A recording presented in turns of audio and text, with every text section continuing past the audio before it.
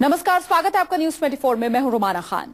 BJP के संसदीय board का ऐलान हुआ है और इस बोर्ड में अटल बिहारी वाजपेयी, लालकृष्ण आडवाणी और मुरली मनोहर जोशी को जगह नहीं मिली है।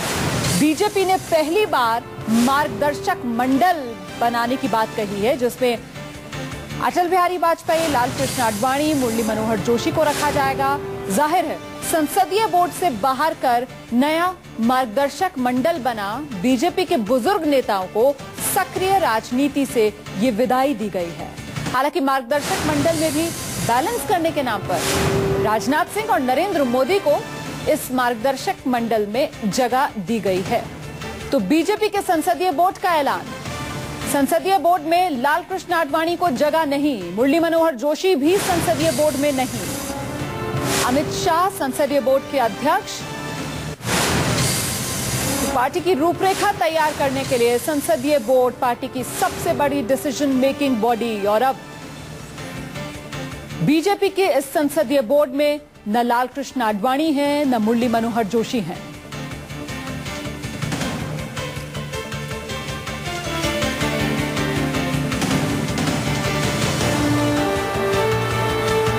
बीजेपी के वो संस्थापक नेता जिन्होंने पार्टी की नींव मजबूत की, अटल बिहारी वाजपेयी, लालकृष्ण आडवाणी, मुरली मनोहर जोशी, तीनों ही को इस संसदीय बोर्ड में जगह नहीं दी गई है। हालांकि बीजेपी की तरफ से एक मार्गदर्शक मंडल बनाने की बात की गई है, जिसमें इन तीनों नेताओं को रखा जाएगा और साथ ही साथ इसमें नरेंद्र मोदी और राजनाथ सिंह को भी जगह दी गई है।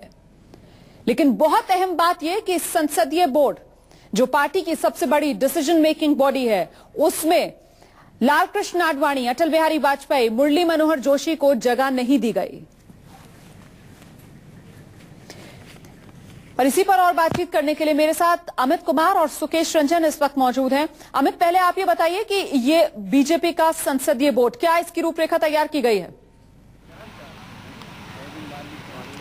देखिए, आप कह सकते हैं कि इनका पुनर्गठन किया गया है और पूरी तरह से जो एक छत्रछाया था, जो लालकृष्ण आडवाणी, जोशी और वाजपेयी की छाया में जो पार्लियामेंट्री बोर्ड बना रहा, उससे एक तरह से पूरी पार्टी को निकाल दिया गया है, पूरे पार्लियामेंट्री बोर्ड को निकाल दिया गया है। पार्टी में आप कह सकते हैं कि पूरी तरह से नया युग जो शुरू हो रहा था, औपचारिक रूप से अब शुरू होगा। औपचारिक रूप से एक तरह से विदाई कर दी गई है लालकृष्ण आडवाणी की, जोशी की। वाजपेयी पहले से बीमार थे और ऐसे में आप कह सकते हैं कि पूरी तरह से पार्टी जो है अटल आडवाणी एरा से बाहर निकल गई है और अब पूरी तरह से मोदी और अमित शाह के एरा में पार्टी आ गई है और इसीलिए मार्गदर्शक मंडल बना दिया गया है, जिस भूमिका में संघ चाहता था कि लालकृष्ण आडवाणी एक मार्गदर्शक की भूमिका में आ जाए, संघ चाहता था कि मुरली मनोहर जोशी एक मार्गदर्शक की भूमिका में आ जाए। हालांकि इसके लिए वो बहुत ज्यादा तैयार नहीं थे, लेकिन धीरे धीरे उनके पास कोई चारा नहीं था और आखिरकार पार्टी ने, आप कह सकते हैं कि औपचारिक विदाई तय कर दी है इस मार्गदर्शक मंडल बनाकर, जहां पर वो एक भूमिका में, उनकी जो भूमिका है बहुत ज्यादा सीमित हो जाएगी। वो एक गार्जियन के तौर पर होंगे, लेकिन पार्टी के रोजमर्रा के कामकाज से अब उनका कोई लेना देना नहीं होगा, ना वो डिसीजन मेकिंग में होंगे। सिर्फ एक गार्जियन की भूमिका में नजर आएंगे आडवाणी, जोशी और अटल जो कि हालांकि वो बीमार हैं। जी, मैं सीधे रुक करूंगी। सुकेश रंजन इस वक्त मेरे साथ मौजूद हैं।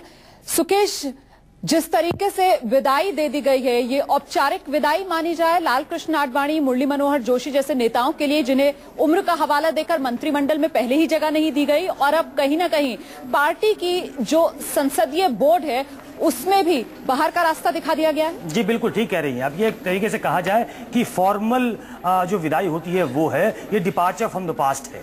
अब अटल आडवाणी, मुरली मनोहर, बीजेपी के तीन धरोहर जो ये नेता हुआ करता था, ये तीनों नेता पार्लियामेंट्री बोर्ड में नहीं है। आपको एक बात और बता दूं कि बीजेपी का, हर पार्टी का अपना एक संविधान होता है। बीजेपी का जो संविधान है, कॉन्स्टिट्यूशन है, जिसपे पार्टी चलती है, जिसके तहत पार्टी चलती है, पार्टियां सारी चलती है, उसमें कहीं भी बीजेपी के कॉन्स्टिट्यूशन में कहीं भी मार्गदर्शक मंडल का कोई जिक्र नहीं है। तो ये कितना सीरियस एफर्ट है, इस बात से पता लगता है कि इसकी कॉन्स्टिट्यूशन में कोई जगह नहीं है। इसकी सबसे बड़ी बॉडी जो है वो पार्लियामेंट्री बोर्ड है, जहां आज तक अटल जी का नाम इसलिए था क्योंकि किसी की हिम्मत नहीं थी कि अटल जी का नाम, वो अस्वस्थ हैं, पिछले कई सालों से वो एक्टिव पॉलिटिक्स से, सक्रिय राजनीति से बाहर है, लेकिन उनका नाम था कि अटल बिहारी वाजपेयी का नाम दरअसल है। आडवाणी चूंकि सक्रिय राजनीति से रिटायर नहीं होना चाहते थे, इस बार भी लोकसभा का चुनाव लड़े, कहा यह भी जा रहा था कि वो स्पीकर तक बनना चाहते थे, लेकिन पहले स्पीकर स्पीकर नहीं बनने गया।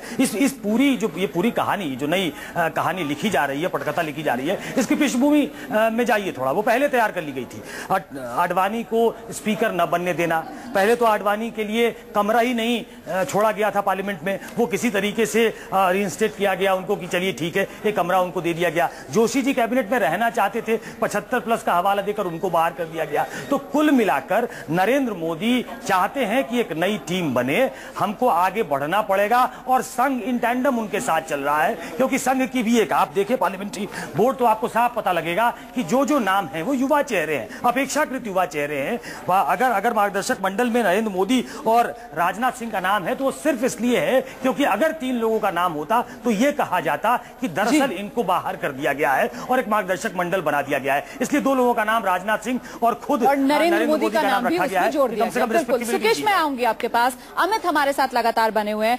अमित, लेकिन बीच में इस तरीके की भी खबरें आई कि पार्टी का एक धड़ा जो ये चाहता है कि लालकृष्ण आडवाणी को जगह दी जाए संसदीय बोर्ड में, जो नहीं चाहता मुरली मनोहर जोशी को हटा दिया जाए, और ऐसे में खबरें ये भी थी कि नहीं, जब पुनर्गठन होगा इस संसदीय बोर्ड का तो इन दोनों को जगह दी जाएगी।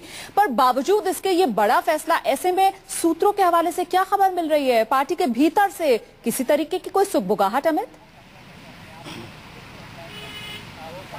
देखिए, अगर आप देखें तो पूरी पार्टी का, अगर लोकसभा चुनाव के बाद, तो पार्टी में पूरी स्थिति बदल चुकी है। अब पहले वाले हालात नहीं रहे कि नरेंद्र मोदी या अमित शाह का विरोध करने की स्थिति में है। यहाँ पर आप उनसे अंतर विरोध हो सकता है, लेकिन विरोध करने की स्थिति में आज कोई भी नहीं है। और सबसे बड़ी बात कि संघ का समर्थन पूरी तरह से नरेंद्र मोदी अमित शाह को मिला हुआ है। संघ पहले से ये चाहता था कि लालकृष्ण आडवाणी हो या फिर जोशी हो, उनकी भूमिका तय हो, लेकिन वो इसके लिए तैयार नहीं हो रहे थे। तो एक रास्ता निकाला गया, और सबसे बड़ी बात की एक खेमा है, इसमें कोई दो राय नहीं है कि पार्टी के भीतर एक खेमा ऐसा है जिन्हें लगता है कि गुजरात मॉडल ऑफ बीजेपी, जो कि यहां पर लागू होगा, जहां पर सेकंड थर्ड लीडरशिप की जगह नहीं होगी, पूरी तरह से मोदी और अमित शाह पूरे राज करेंगे, एक डर है लोगों में। लेकिन सबसे बड़ी बात कि इसके बावजूद वो स्थिति में नहीं है कि इसका विरोध कर सके या फिर उनकी चल पाए। ऐसे में सब कुछ के बाद ये हो रहा था कि क्या इतने बड़े फैसले को लेने की स्थिति में है जब वाजपेयी, आडवाणी और जोशी को पार्लियामेंट्री बोर्ड से बाहर किया जा सके। ये एक बहुत बड़ा विषय था कि क्या ऐसे में जब आरोप लग रहा है कि आडवाणी,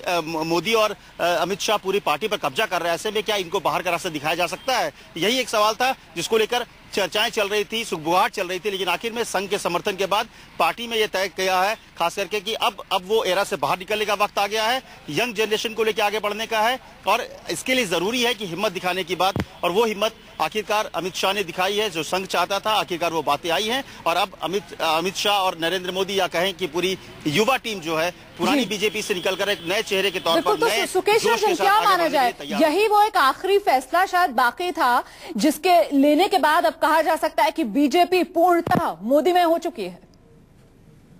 हकीकत से रूबरू होना था बीजेपी को, हिम्मत नहीं जुटा पा रही थी आईना देखने की। नरेंद्र मोदी ने वो हिम्मत दी है कि दरअसल हमको आगे बढ़ना पड़ेगा, और उसमें आप कह सकती हैं कि जो भी पार्लियामेंट्री बोर्ड में नाम है वो ऐसे लोग हैं जो संगठन से जुड़े रहे हैं, वो ऐसे लोग हैं जो आरएसएस के लोग हैं, वो ऐसे लोग हैं जिनको संघ का वरदहस्त प्राप्त है, वो ऐसे लोग हैं जो नरेंद्र मोदी के गुड बुक्स में आते हैं, वो ऐसे लोग हैं जो जिन पे अमित शाह एतबार करते हैं। तो कुल मिलाकर नरेंद्र मोदी और अमित शाह की जुगलबंदी जो है वो साफ तौर पे दिख रही है, और उसको कोई दूसरे अर्थ में ना ले, इसलिए बहुत ही आसानी से, बहुत ही चतुराई से उसमें शिवराज सिंह चौहान का नाम भी रखा गया है, ताकि 2 गुटों में, क्योंकि बार बार ये कहा जाता है शिवराज सिंह चौहान को प्रोटेक्ट करने वाले लालकृष्ण आडवाणी थे। ये मैं चुनाव के पहले, नतीजों के पहले की बात कर रहा हूं, क्योंकि एक पैरेलल खड़ा करने की कोशिश लालकृष्ण आडवाणी ने कई बार नरेंद्र मोदी के सामने। बिल्कुल, और इसी वजह से भोपाल से लोकसभा चुनाव लड़ने की मंशा भी लालकृष्ण आडवाणी, उसी के मद्देनजर शिवराज सिंह चौहान को लेकर आना इस पार्लियामेंट्री बोर्ड में। हालांकि 3 बार मध्य प्रदेश के अंदर वो बीजेपी के लिए परचम जीत का लहरा चुके हैं। अमित कुमार, इसे कहीं ना कहीं एक बैलेंसिंग एक्ट के तौर पर देखा जा रहा है?